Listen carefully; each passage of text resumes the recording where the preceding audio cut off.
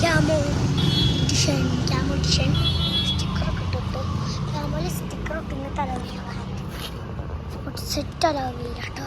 വണ്ടീൻ്റെ ഇതിൽ reverse camera ഉണ്ട് കേട്ടോ.